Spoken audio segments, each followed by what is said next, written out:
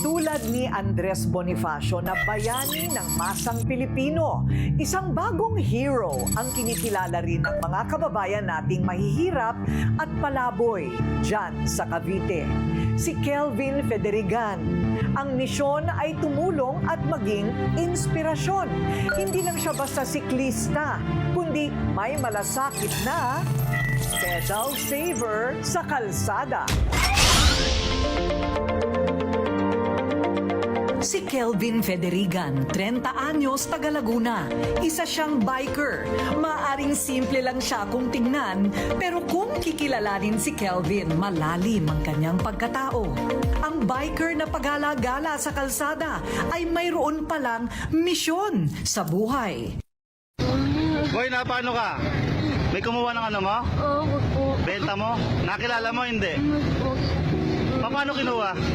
Doon po kami na po papalitan po. Ito ang viral video ng 13 anyos na si Sonny Alejo Dones. Hindi maawat sa pag-iyak. Humihikbi habang ikinikwento ang pambubudol na nangyari sa kanya. Bali tinangay niya na. O sige, papacheck natin sa tropa natin sa CCTV, ha? Para makita natin, mahuli natin. Ano ba itong tinitinda mo? Kulay po. Hindi kumuha ng benta mo. Tapos, Ang kinita ni Sonny na 200 pesos nung araw na iyon mula sa pagbebenta ng monay.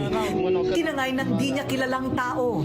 Pero sa tulong ng isang lalaki na nag-post ng kanyang video, bumuhos ang tulong kay Sonny. Ang viral photo namang ito ng mag-asawang Alfredo at Emilia Calderon naging usap-usapan din. Kuha ang litrato noong 2017 habang binabaybay ng mag-asawa ang kahabaan ng Carmona, Cavite. Wala silang maayos na tirahan. Ang pedicab na ito ang nagsilbi nilang bahay sa Quiapo, Maynila sa mahabang panahon.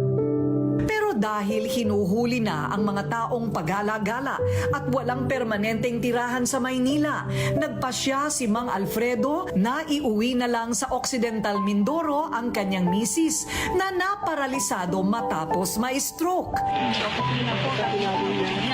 Nakauwi na sa Occidental Mindoro ang mag-asawa sa tulong ng taong nagmalasakit na kumuha ng kanilang litrato. nahanap yata sila tatay eh. Litrato naman ito ng isang palaboy na lalaki na napagalamang isang person with special needs. Payat, madungis at paika-ika na naglalakad sa kalsada ng Cavite. Siya ang matagal nang nawawala na si J. Mart Ilores, taga San Jose del Monte, Bulacan. O tagapaligo mo, gagaling ka sa papa mo, Isang mabuting loob din ang naging tulay para muling makita at makasama ni J. Mart ang kanyang pamilya. Nakilala mo? Hindi. Ang tatlong mabibigat na kwento ng buhay. Ang Monay Kid na si Sonny Dones, ang mag-asawang Alfredo at Emilia Calderon na nakatira sa pedicab, at ang missing person na si J. Mart Ilores. Isang tao ang naglaan ng panahon, nagmalasakit at nagbigay kalinga. Siya ang biker na si Kelvin. Ang sarap sa pakiramdam, parang yung ganong kasimpleng bagay lang, napakahalaga na po sa ibang tao. Empleyado ng isang kumpanya sa Cavite si Kelvin. Isang taon na siyang kasal. Hindi siya mayaman. Wala siyang sariling bahay o sasakyan.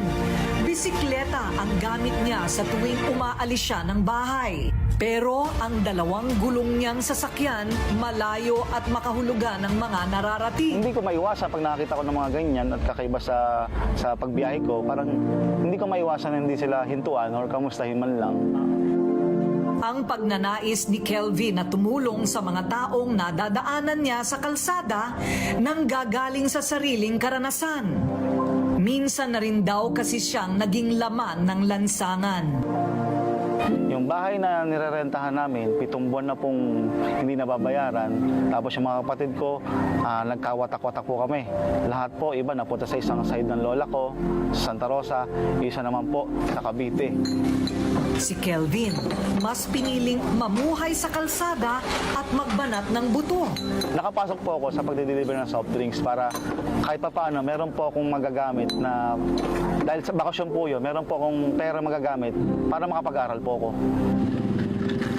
Ang mabigat na yugtong ito ng buhay ni Kelvin ang siyang humihila sa kanya palapit sa mga taong nangangailangan ng tulong sa bawat nadadaanan niya.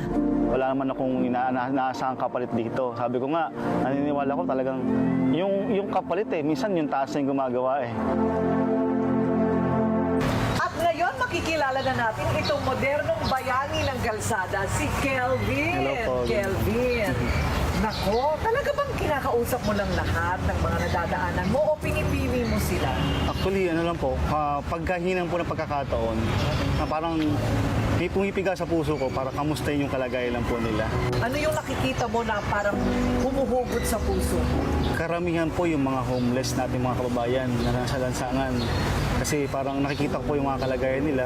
Although nakikita ko sa nagsusumikap sa trabaho, pero nakikita ko po yung mga kalagayan nila. Parang hirap na hirap po sila sa buhay nila. Okay. At kadalasan, talagang hirap. Opo. Hindi ka rin mayaman. Hindi po. Okay. Ako rin, hindi ako mayaman. Okay.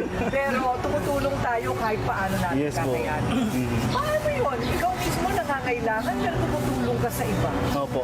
Kumbaga ako lang po yung nagpapakita ng kalagayan nila para may makita ng mga may kakayanan na makatulong din po. Ayun, parang Parang tulay tulay. din po. Parang tulay. Yun ang importante. Opo. Hindi ka ba napapagod? Hindi naman po kasi parang ano ba naman po yung ilang minuto na ilalaan ko sa kanila para alamin lang po yung kalagayan nila. Baka sakali meron akong malaking tulong na may bibigay sa kanila. Naranasan ko rin po kasing matulog sa lansangan at maranasan ko rin po magutom nang hindi po makakain ng ilang araw. Kaya alam ko po yung kalagayan nila na parang naghahanap po ako or naghihintay din ng isang parang ako ngayon nahihinto at mga ngamusta man lang ng kalagayan ko noon. Na meron pong dumating dati po na isang binata din po na nakabisikleta na kinamusta po ako at binigyan po ako ng isang pirasong tinapay na nakaibsan ng gutom ko nung panahon na yun. Hindi ko na rin po matandaan po yung itsura niya. Iniisip ko nga lang po, baka ako din po yun Ano naman ang mensahe mo sa lahat ng mga taong may sobra? Ano ang mensahe mo sa kanila ngayong Pasko? So yun, sa mga merong extra po dyan, baka naman. So tulong-tulong po tayo kasi hindi ko kaya itong mag-isa, hindi namin kaya ng kami-kami lang. So kung pagtutulong-tulungan po natin, baka sakali mabago po natin ang mundo.